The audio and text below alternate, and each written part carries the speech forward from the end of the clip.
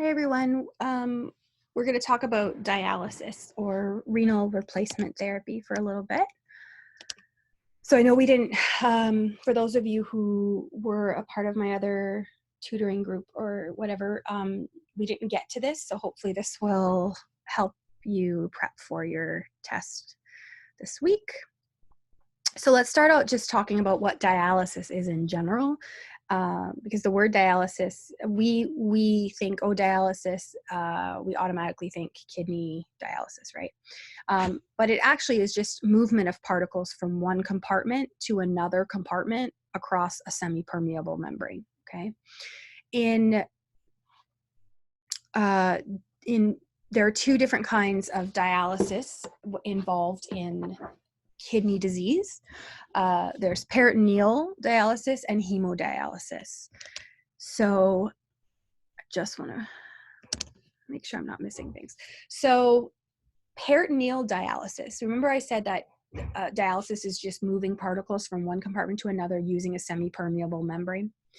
Peritoneal dialysis uses the body's peritoneum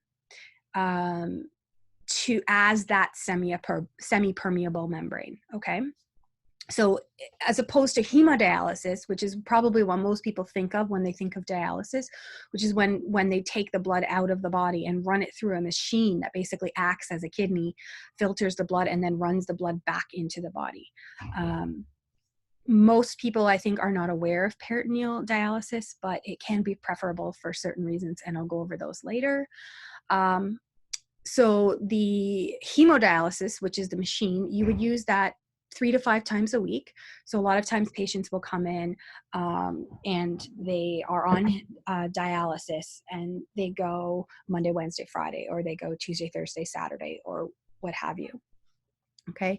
And it basically just does the same thing. It takes the waste and electrolytes that we don't want, takes them out of the blood, and pulls it into what's called dialysate. And then,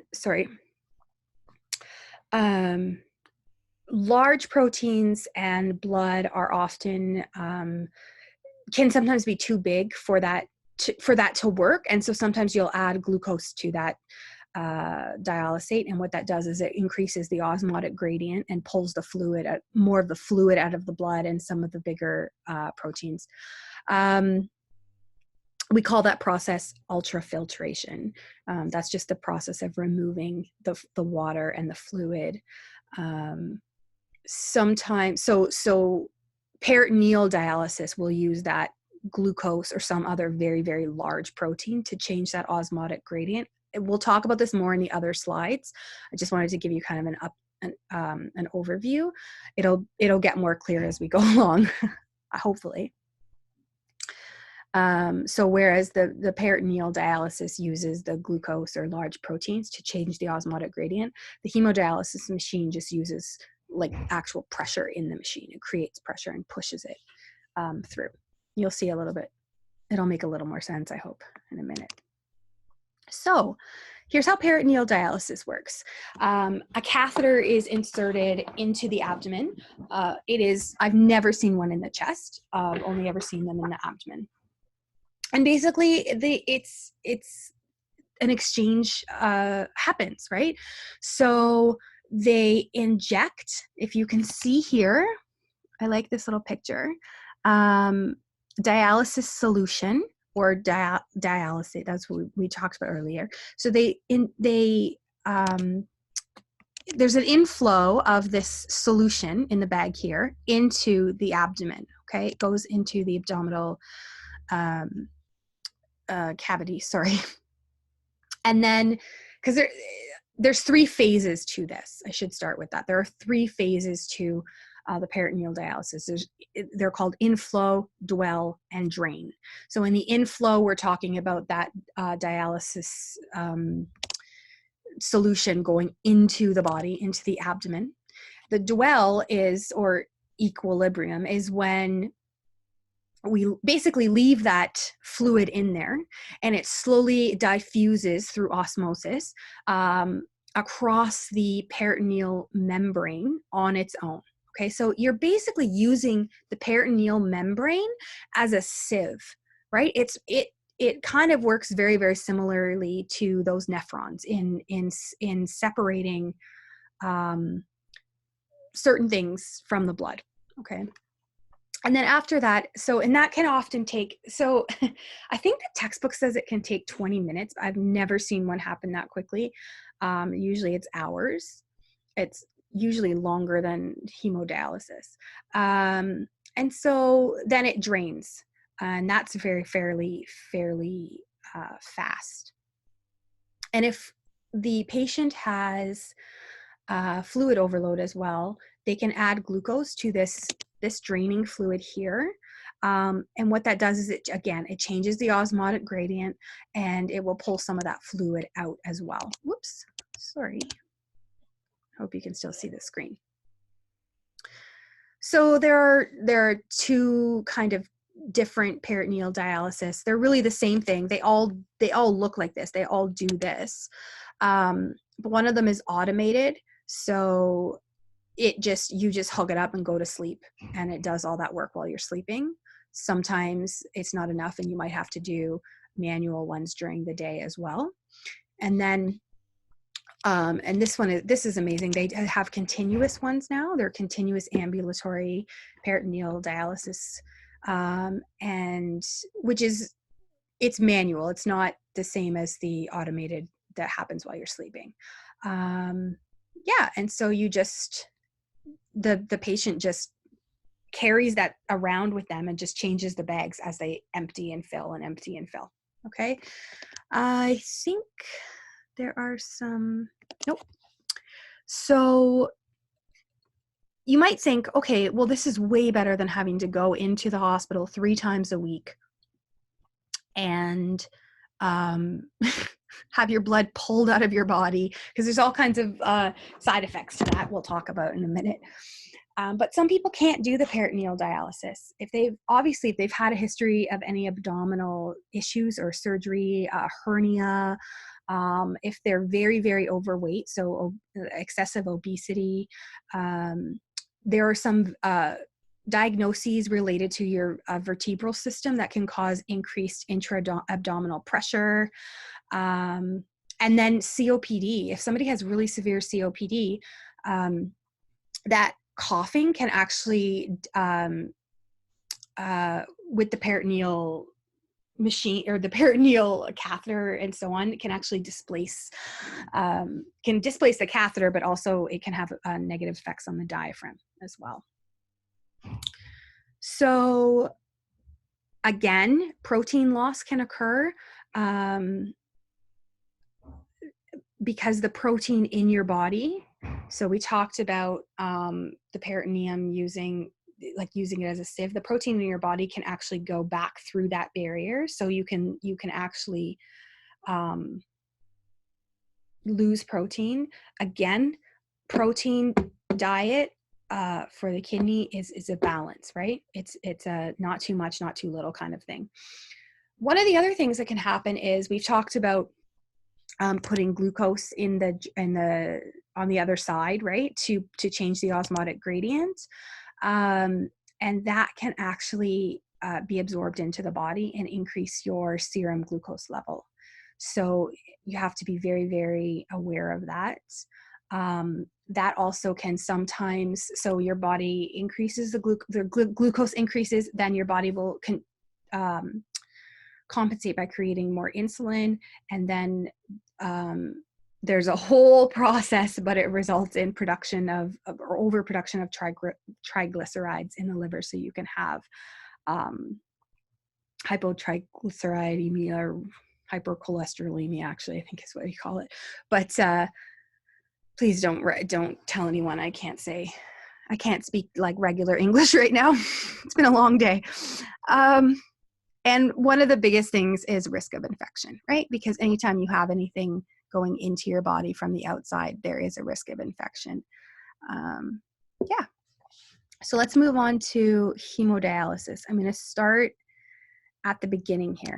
Okay. So we talked about how the blood is pulled out of the body. It's run through a machine and then run back into the body. Well, in order to do this, it requires access to a vein but that has to be very, very rapid flow.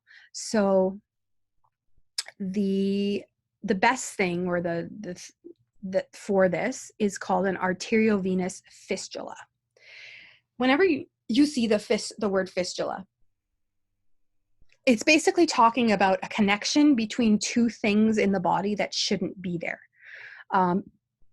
So you can have a fistula, like from your, I mean, one of the ones I've seen as a colovaginal fistula. So like, or a fistula that goes from your colon to the vaginal wall. And so it's a little path that goes from your colon. And so you'll end up with feces in the vaginal canal, right? You can have fistulas, you know what, regard, there's a lot of, it's just an important thing, because the word fistula comes up over and over and over again. And I know I just gave you a really gross example, but it's the one that I've seen. So there you have it. So what we do in this case is, this is the fistula here. This is what we want to do, right? We're making a connection between two things that aren't normally there. So they surgically connect a vein and an artery. This is to create the rapid blood flow, right? So you know that here's our artery here. It's bringing oxygenated blood to, in this case, to the hand. It moves a lot faster than venous flow, right? Because venous flow is just kind of moseying its way back to the heart, doesn't have any oxygen. So, and it doesn't have it just uses valves as opposed to the pressure created in the arteries. Apparently, I'm just going to go give a whole cardiac lecture now. But anyway, so now what's happening is, you can see here this flow that has gone through the through this opening. And so the arterial flow is actually going through the vein here. And what that does is it speeds up the flow. It actually makes the vein very, very tough as well, which means that we can put IVs in there all the time, over and over and over again, without, quote unquote, blowing the vein. We wouldn't want to do that in a normal vein. Usually that fistula is made about 3 or 4 months before the patient starts dialysis. Yeah, and so there are other, this is so when I've worked on an nephrology unit, this is all I saw. I saw just fistulas, arteriovenous fistulas. You can also have an arteriovenous graft, which is basically, instead of just making this connection, they actually put a synthetic graft between the two, but it has basically the same results. What's interesting is that when you have this fistula, you can actually, if you put your stethoscope on this vein or on this area, it's quite a big bump. So you can see it. It's like a huge vein sticking up. If you put your stethoscope on it, you will hear the loudest bruit, hopefully, that you will ever hear. And so if you ever want to hear a bruit and you're on a nephrology unit, find someone with a fistula and stick your stethoscope on it, and you will actually be able to hear a real life bruit. So the other thing that they can do is they can put a catheter into the jugular or femoral vein. Again, I don't think I saw anyone on the unit. They do exist. I know they're fairly common, but they're just not nearly as common, and they have higher risk. So basically, it's a double lumen catheter they put in, and one is for removal of the blood and one for return. Usually people have that only when they have new CKD, or they're new to dialysis and they haven't been able to put that fistula in yet, or they're waiting that 3 to 4 months for the fistula to kind of be ready for use. So they, or if there's for any reason they can't do it in the arm, then they would do it through the jugular or femoral vein. Okay, so I think we talked about this. Lower infection rates, yes. Hear the bruit. Yep. One of the things to remember is we don't ever want to do blood pressure on that arm or put in an IV on that arm. So you have a question on a test asking about their blood pressure and they have a fistula or what have you, they're on dialysis. You want to check for the fistula first and do the blood pressure on the other arm. That's a really big thing. You also don't want to put an IV into that spot. Okay. I just want to see if there's anything else on this slide. That fingers over the fistula, you can actually feel that thrill 100% if you put your finger on that fistula. Yes, you can hear it you can hear the buoy with the stethoscope, but you can really feel that thrill. It actually freaks me out every time I feel it. It's just like you can really just feel the blood moving through the vein. So people who have an AV fistula for a really long time can sometimes develop an aneurysm, and we're going to talk more about aneurysms in the videos on ICP, so I'm just going to let that be. So it really, all they're saying here is you want to insert the needle when you go to do the hemodialysis, you have to insert 2 lines. You insert, I think it shows you here. No, it doesn't. So you're going to insert a line and to take the blood out and a line to put the blood in, right? And they're just saying here, just make sure you rotate that so that you're not putting it in the same spot every time, especially because you go 3, sometimes 5 times a week, right? So there's a little kind of drawing here. So here's where the blood is removed. It's going to go through here. This is monitoring blood pressure. This is a pump to keep the blood going. One of the things that's kind of important to know is that we always put heparin into the line in a hemodialysis machine to prevent the blood from clotting. Okay, because it's not in the body. There's just clotting risks. To be honest, I don't know. Oh, it's just monitoring the pressure that's going into the machine. So here's the machine. This is filtering the blood, and then it goes back in through here and into the body. Okay. One of the things to note is that blood pressure, it has major effects on blood pressure. So your blood pressure drops quite a bit when you're doing dialysis. So for example, if I'm sending a patient for dialysis and their blood pressure is already like 80/50, we will try to get that up before we send them. The other thing it does is it decreases potassium. Okay, so that's something to remember. Complications, again, if for some reason you obviously it's going to cause hypotension, right? You're pulling all of this blood out of the body. So everything that's in the machine and in these tubes is not in your body where it should be. So you're going to experience hypotension.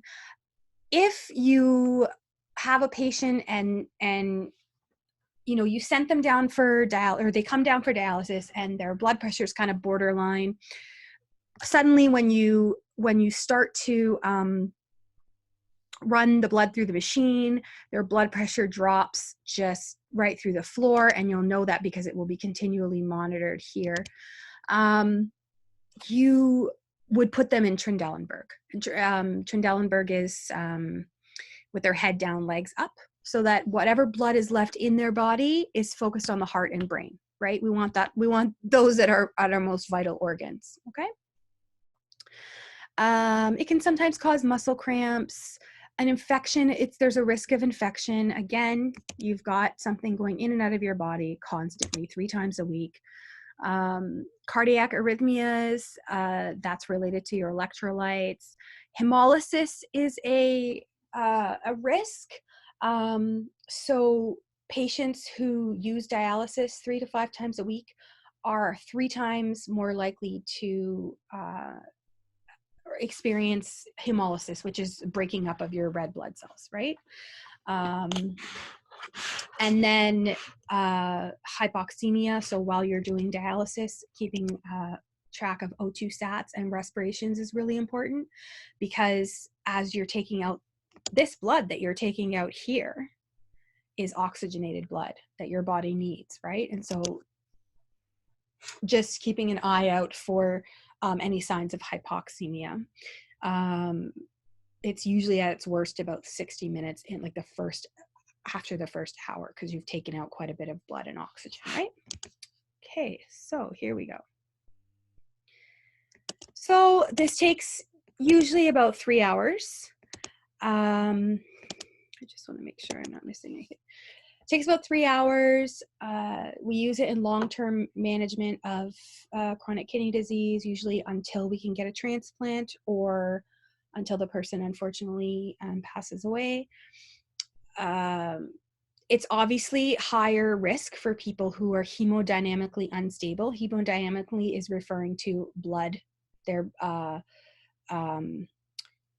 say they have low hemoglobin already, or they're anemic or whatever, what have you, right? It's going to be a little higher risk for them.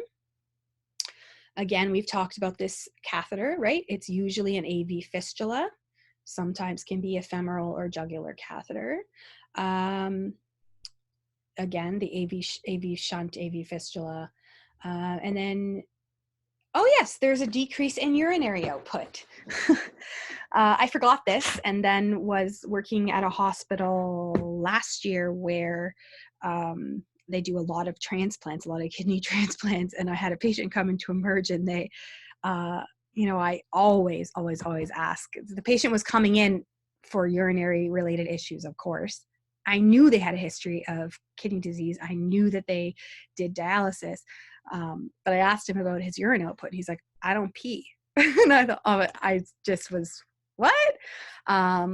Anyway, this is why your dialysis machine is doing the job of the kidney. So you don't actually, so all that fluid and those waste products that usually come out in your urine are taken care of in the hemodialysis machine. So they actually don't pee. It's just good to know.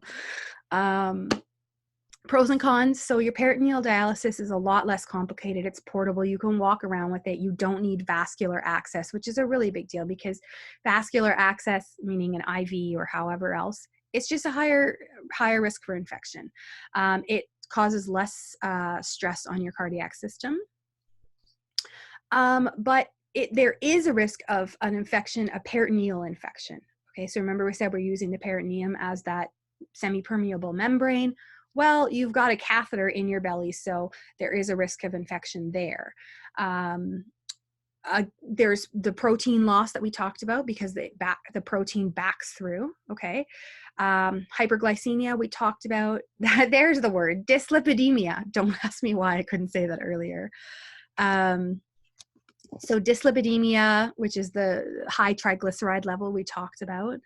And the catheter can migrate. So you've got a catheter in your belly, you're running around doing things, whatever. You can actually jostle it. It can actually slowly migrate out of place, okay? Hemodialysis is a lot faster than peritoneal dialysis. You can get access at the bedside, right? Because you're using the blood like a IV.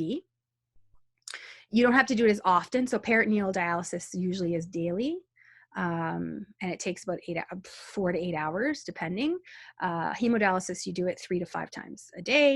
You should not feel any pain other than the venipuncture, but it really, really causes hypotension. That's a really important thing to remember. Again, we don't send patients down for dialysis if their blood pressure is usually less than 100 systolic. You don't have as much of that protein loss, so that's great. You will lose, again, we talked about, you're pulling the blood out of the body, so it's going to exacerbate any anemic, any problems with your hemodynamics, right?